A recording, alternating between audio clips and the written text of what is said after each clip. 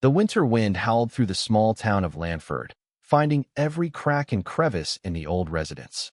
Inside, the living room felt more like a walk-in freezer than a sanctuary. Dan stood by the soot-stained wall, his calloused hands working with a screwdriver while his granddaughter, Harris, hopped from one foot to the other to keep her blood flowing. "Grandpa, when can we close the door?" Harris asked with a heavy shiver. "I am freezing. I cannot feel my nose. But I do not know if that is a finger thing or a nose thing. Perhaps we have got to fix the leak so the outlet does not short out again." Dan did not look up from his work. "Once the smoke smell is gone, we can put the television back and close the door." He grunted, his voice weary but steady. At least it was warm for a second when the flames shot out of the wall. He stepped back, surveying the damage. "You know what? We are all uncomfortable right now. Suck it up."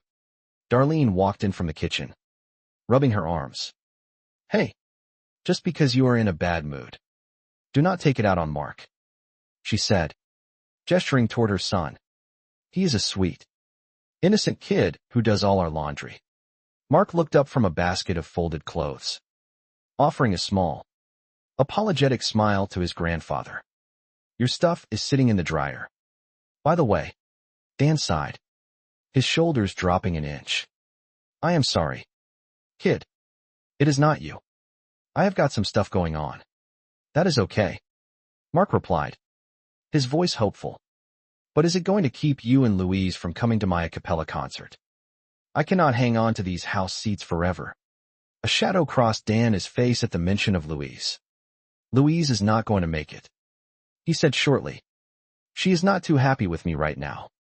But I will keep both seats in case I nod off and fall to the side." Trying to shift the atmosphere, Dan moved toward the kitchen counter. "Okay, I found something we can all have for dinner while we warm our hands on the trash can fire." He began rummaging through the sparse cupboards. "I am going to start right here in the kitchen. 3 boxes of macaroni and cheese, and they are all open, and the cheese packets are missing. We have been the victims of a very odd burglary." Darlene cleared her throat, looking slightly guilty. "All right, that is on me. The nacho chips we bought at the auto parts store did not have enough cheese on them, so I re-cheesed them with the packets." Dan stared at the empty boxes for a long moment. "Well, we can probably put something else on it," he reasoned. "We got Chinese mustard packets and red chili flakes. So just throw that on the macaroni and see who taps out first." "Another way to solve this problem is by somebody going shopping," Harris suggested, her eyes fixed on her phone. "I have got 3 hours of the New Hampshire primary to watch," Darlene countered, clicking on the television. "I have to walk for school tomorrow, and I would like some snacks." Dan nodded in approval. "That is great. I think it is important for kids to learn how politics work." "Yeah, the early primaries are exciting," Darlene added, her tone turning instructional. "That is where you get to see the candidates with integrity and vision right before the rich ones swoop in and crush them with their corporate campaign." "Wow, Mom, that is pretty cynical," Harris said, rolling her eyes. "I think people with integrity and vision can make it all the way to president. Like George Washington. He was rich." Darlene shot back instantly. "He did not want it. They forced him." "Okay. Then Lincoln." Harris tried again. "Shot." Darlene replied flatly. "Hamilton." Harris offered. "Yeah. He was good. But he was not president." Darlene said. "He is just a character in a really cool musical we will never be able to afford to see." "Oh. And shot." Harris shook her head, her youthful spirit unyielding. "You cannot stop me from being optimistic about this country. Everybody has the right to be heard. Did you know that anyone can just pick up the phone and call the White House?" "No way," Mark said, looking skeptical. "If you cannot call the Rock, you cannot call the White House." "Watch," Harris challenged. She dialed the number and put it on speaker. "Thank you for calling the White House common line," a professional automated voice announced. "Hey, are you crazy?" Darlene hissed, reaching for the phone. "They're going to trace this back to us and put us on the no-fly list." When was the last time any of us flew? Harris laughed. If they ever put us on the no-bus list, then we will have a problem. Why are you scared of the government? They work for us. You can even tweet the president and tell him what you want. I am not scared. Harris began typing rapidly on her screen. Hi, at Real Donald Trump. Since you work for us, could you send us some cheese packets for our macaroni? This is at Real Mary Connor, from Lanford, Illinois, where Chicago is. He will probably answer back. That guy loves to tweet. That is how we learn where our military is. Just then, the door opened and Becky walked in, looking windswept and tired. Look who is here. Darlene teased. It is good to live on your own. But you miss your mommy. Do you not? No. Becky snapped, dropping her bag. No. Gross. My laptop died. I wanted to see if it came with a warranty. Of course it did. Darlene said sarcastically. She will just send it back where she bought it. She will mail it to guy on off-ramp with old army jacket. Yeah. Well, we're going to have to figure out how to get me a new one. Becky insisted. Are you insane? Woman, Dan asked, gesturing to the empty kitchen. We do not even have food. I will just take Marcus, Becky said, reaching for her brother's device. Oh. No. Mark protested, pulling it away. It is mine. And I am going to need it to write my report on the primary. I will write it for you. Becky offered with a sly grin. The primaries are cool because I am a dork and all my best friends are my teachers. Hey, just because your brother is a dork does not mean you can have his computer. Darlene intervened. Yeah.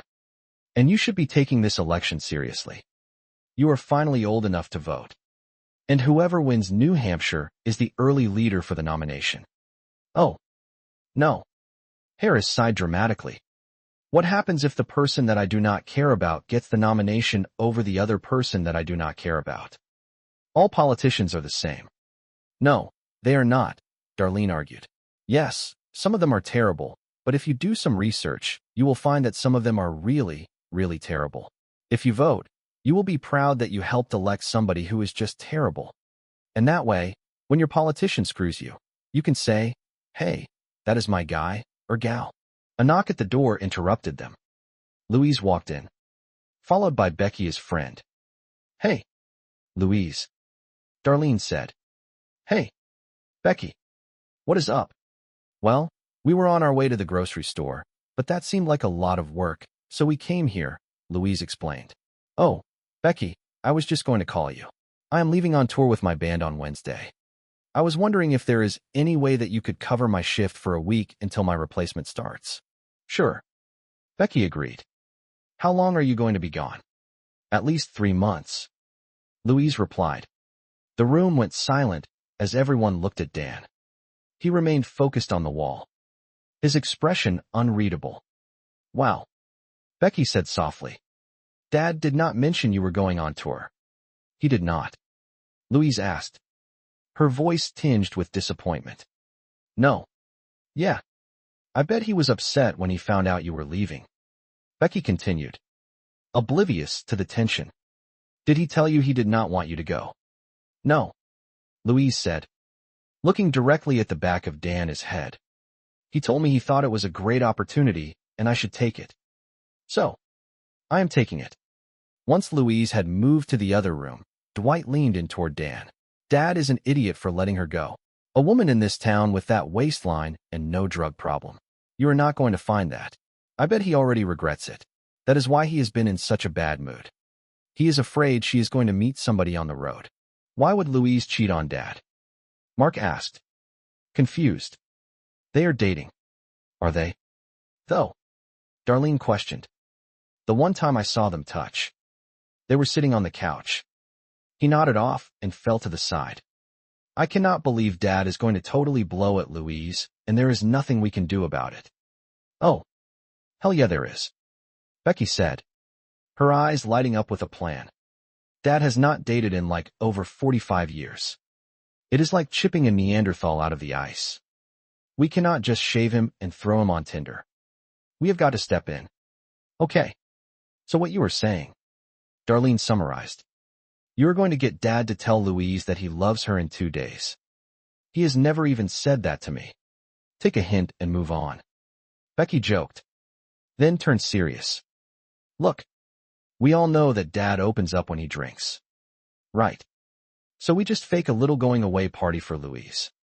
We get a few shots in him, and then maybe he will tell her how he feels and cement the relationship. That is a great idea. Mark said. No, it is not. Darlene countered. Look, it is all I got. Becky insisted. Do you want to be helping Dad off the pot when he is 80? I am back to liking it. Darlene admitted.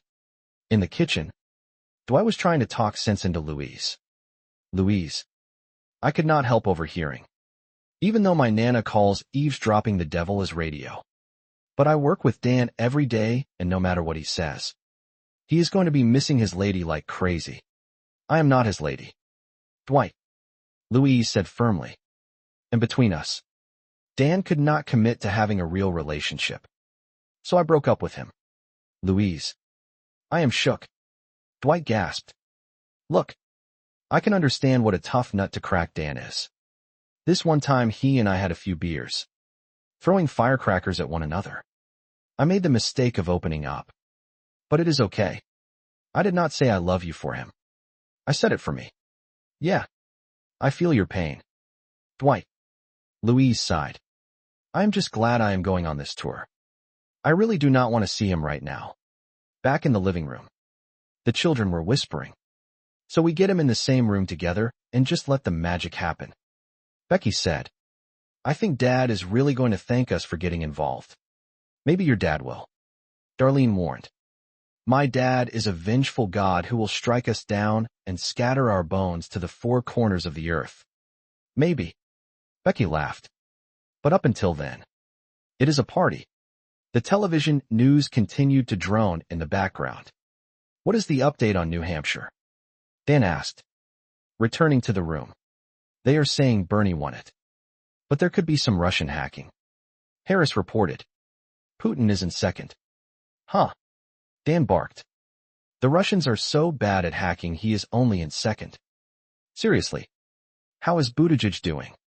You are only asking me because we are both gay. Harris replied with a smirk. No. I just thought you were really into mayors. Dan said defensively. Okay. I am sorry I made the assumption that Buttigieg was your candidate. Harris said. That was pretty unevolved on my part. The door opened, and Ben walked in. Looking at the screen. Watching the primary. He noted. How is your boyfriend doing? Wow. Ben. Darlene sighed. Some people do not get it. Right. He is an excellent politician and qualified to be president. But he is not necessarily my candidate just because he is gay. Did all black people vote for Obama? Yeah. Pretty much. Ben answered. About 96%. Becky walked in from the back bedroom. Beverly Rose is asleep. Can I get my babysitting money now? Here you go. Darlene said, handing over some cash. You get the other half if you are here when I get back. Fine. Becky agreed. Darlene looked at the ticker on the screen. That is a record. Rick Klein. Any idea? Is the primary almost over? Yeah. Klobuchar held at 20%. Harris said. Her hair is taking credit for the strong showing. It does not matter. Darlene muttered. Bloomberg just bought the entire state and renamed it New Bloomshire. Is your boyfriend still in the running? Oh. My God. Harris groaned. When you do not take this seriously, you get the government you deserve. It just so happens that Pete has a lot of interesting ideas about healthcare and a puggle rescue that is incredibly cute. Becky grabbed her coat. Becky, we better go. We gotta get there before you die. Oh. Man. Warren only got 9% of the vote. Mark noted sadly. Oh. That is too bad. Dan said. You know, she is in the Oklahoma Hall of Fame along with Tom Joad, Dunsbury, and Foghorn Leghorn. If we have to watch this stupid thing, then let me have the laptop. Harris demanded. I gotta study for my general equivalency degree. Oh. What does GED stand for? Mark teased. General equivalency degree. Harris snapped. There. You just passed. No. You are not even going to study. Mark said, holding the computer away. You are just going to take an edible and then surf the web for post-ironic t-shirts. What the hell? Harris shouted, lunging for him. You almost broke my laptop. You psycho. You do not care about my stuff. You do not care about anything but yourself. Relax. It is not broken. Mark said, stepping back. Warren, you do not live here. So why do not you just leave? Harris yelled. And do not say goodbye this time. Either. What? Mark asked. Shocked. You are mad that I moved out. Yeah. You just walked out and left me here with these crazy people. Harris cried. Hey. Whoa. You do not get to make me feel guilty just because I am trying to live my own life. Mark argued. If you look around at our family, you might not know it. But people are supposed to move out. I have no one to talk to now. Harris said, her voice small. I told Grandpa that I had a boy crush. And we ended up watching Spartacus and eating a bucket of fried chicken. So you got fried chicken. What is your problem? Mark asked. You know what? I do have a problem. Harris said. But it is a waste of time talking to you. Screw you. We only have one television in the house. You have to leave. A few hours later, the family gathered for what they called a going-away party. Though the mood was strained. Well, first I think the loser is certainty. The news anchor announced on the screen. Oh. Hey. Becky. Louise said, preparing to head out. Thanks for offering to close up. It is pretty dead. I'm just gonna go home and pack. Where the hell are DJ and Dad? Darlene hissed. Louise is gonna leave. I will stall her. Becky whispered back. She turned to Louise with a bright, forced smile. Wait. I'm not gonna see you for a while. And I just want to let you know what an inspiration you are to me. And all the things you have taught me. Like putting rice in the salt shaker sinks. Surprise. Everyone shouted as Dan and DJ entered the room. It is your going away party. Dan looked horrified. You told me she already left. He whispered to Darlene. Yes. I did. Darlene admitted. You know.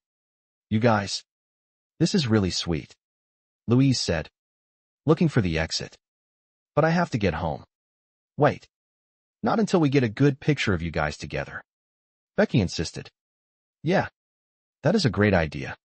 Darlene added. That way you can have a picture of Dan they did not take with you on the road. They change so fast at this age. Louise. I knew nothing about this. Dan said. His face red with embarrassment. Oh. Hold on a sec. Becky muttered.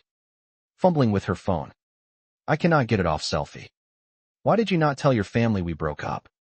Because if I talk to my family, that just encourages them to talk back to me. Dan replied through gritted teeth. Oh. Jiminy Christmas. Becky complained. Now it is on landscape. Hold on. Well. Look. I do not want to embarrass anybody. Louise said to the group. Let us just do this quick. And you can tell them when I leave. Okay. I got it. Becky said. The flash going off. Oh. Wow. This is really great. But I have to get home. Louise said. Moving toward the door. I am leaving so early in the morning. Then why go to bed at all? Becky suggested. Let us do some shots. To Louise. We are going to miss you. To Louise. The family echoed. To Dan. Who is going to miss Louise? Darlene added pointedly. To Dan. To Louise and Dan. Who will miss each other? Darlene continued. To Louise and Dan. Marlene. Stop. Dan warned. Okay. Dad. Then you make a toast. Darlene challenged. To Louise. Dan said quietly. I said stop. Dan shouted. Finally reaching his limit. I know what you are doing. And I do not want to do this. Louise. Wait. Let me take you home. No. Louise said. Her voice cold. I need this to end. And I really need you to leave me alone. She walked out, the door slamming behind her. The room fell into a heavy silence.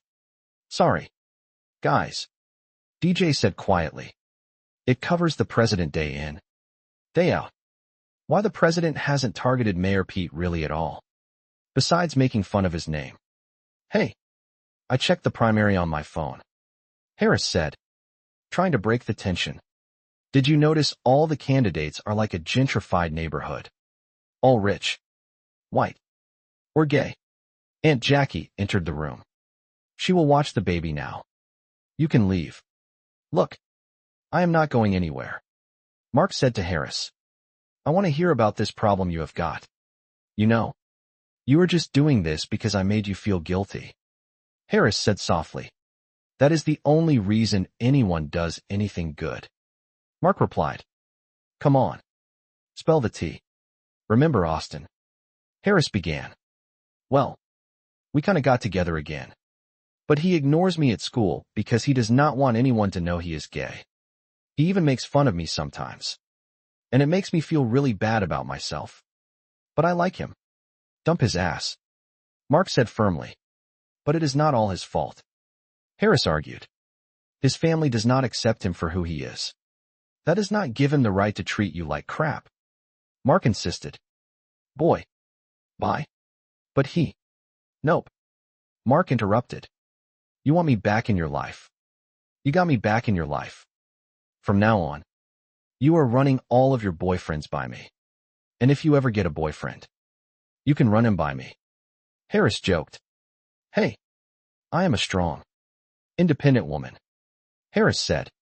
Therefore, I am alone. Who is ahead?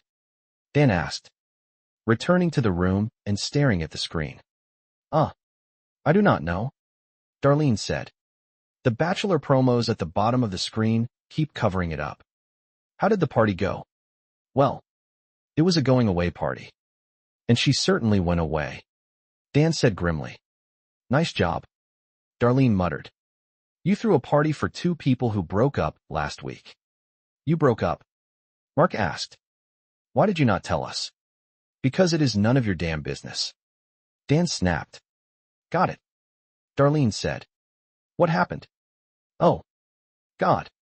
You are never gonna stop, are you? Dan sighed. Louise broke up with me because I was not ready to commit. And now it hit worse. Whoa. Do not blame us, Darlene said. You have been dragging your feet with her forever. We were trying to give you a chance to make it right. I was going to make it right when I was ready. Dan explained. I have been having a hell of a time getting over your mom. So I went to church. You went to church? Darlene asked, her eyes wide. Yes. I went to church, Dan said. They were having a rummage sale. So I drifted in. I was looking for a new radio for the truck. And I figured nobody is going to screw you in a church. Anyway, the father was there. And I told him what was bothering me. So what did he say? Mark asked. Don't laugh, Dan warned. But he told me to write a letter to your mom about how guilty I was feeling.